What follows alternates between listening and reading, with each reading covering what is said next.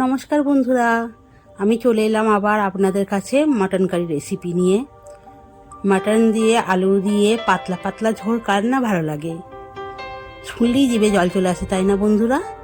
তো দেখুন আজকে আমি সহজ পদ্ধতিতে কিভাবে মাটন কারি বা মাটন দিয়ে আলু দিয়ে পাতলা পাতলা ঝোল করে নেব। প্রথম উপকরণগুলো দেখে নিন। এখানে রয়েছে খাসির মাংস বা মাটন, আলু কাটা, পেঁয়াজ কুচি, টমেটো কুচি, রসুন, আদা, হলুদ গুঁড়ো, লঙ্কা গুঁড়ো, গরম মশলা, জিরে, যা যা লাগে। মাংসগুলোকে প্রথমে প্রায় 1 ঘন্টা বা 45 মিনিট আগে একটু নুন, পরিমাণ মতো নুন, হলুদ গুঁড়ো, রসুন বাটা, আদা বাটা,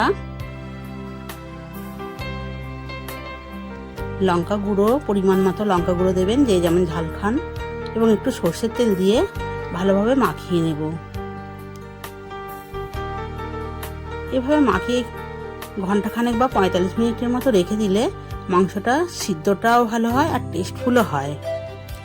এরপরে কড়াইটা গরম হলে মাংসর আলুগুলো ভাজার জন্য একটু তেল দিয়ে দেব।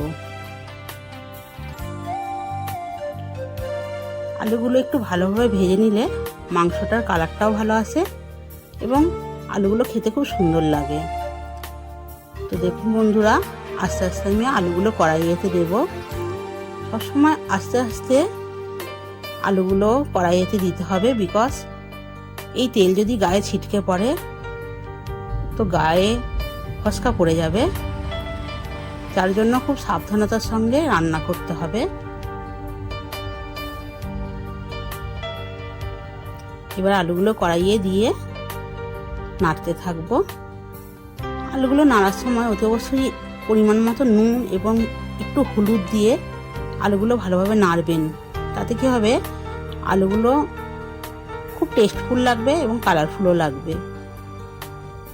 এভাবে একটু লাল লাল করে ভেজে নেব আলুগুলো। আলু প্রায় ভাজা হয়েই এসেছে। এবার আমি আলুগুলো তুলে নেব। আবার কড়াইয়ে একটু তেল দিলাম, তাতে একটু দারুচিনি, একটু তেজপাতা ভাজা হয়ে গেলে আমি পেঁয়াজ কুচিগুলো দিয়ে দেব। পেঁয়াজগুলো নাড়ানাড়ি করে একটু লাল লাল করে ভেজে নেবেন। তার ফলে কি হয়, তরকারিটা কালারফুল হয়। পেঁয়াজগুলো ভাজা চলছে, আধ ভাজা হলে আমি এতে টমেটো কুচিগুলো দিয়ে দেব। টমেটো কুচিগুলো দিয়ে খানিকক্ষণ নাড়বো। আচ্ছা, বেশিরভাগ মশলাই আমি কিন্তু মাংসে মাখিয়ে দিয়েছি। যেইটুকুনটা মশলা রেখে দিয়েছি, যেমন রসুন বাটা, জিরা বাটা, আদা বাটা, ওগুলোকে একসঙ্গে হলুদ গুঁড়ো, লঙ্কা গুঁড়ো দিয়ে মিক্সড করে আমি ওই পেঁয়াজ ভাজাতে দেব। পেঁয়াজ ভাজাতে একটু নুন আর চিনি ছড়িয়ে দেব। চিনিটা পেঁয়াজ ভাজার সময় দিলে কি হয়, মাংসের ঝোলটা না লাল লাল হয়, কালারফুল হয়। মশলাটা এবার পেঁয়াজেতে দিয়ে বেশ খানিকক্ষণ কষবো। মশলা যত কষবেন রান্না কিন্তু তত সুস্বাদু হবে। ভালো করে মশলাটাকে কষে নেবেন। মশলা প্রায় কষা হয়ে এসেছে। এবার মাখানো মাটনগুলো আমি ওই কারিতে দিয়ে দেবো। অতি অবশ্যই সাবধানতার সঙ্গে দেবেন বন্ধুরা, যেন না গায়ে ছিটকিয়ে পড়ে।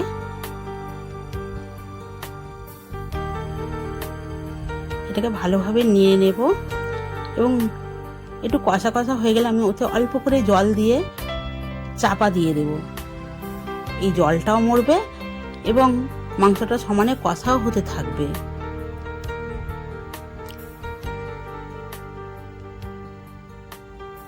দেখেছেন, জলটা প্রায় মরেই গেছে। তখন আমি আলুগুলো আবার মাংসের সঙ্গে দিয়ে অনেকক্ষণ ধরে কষবো।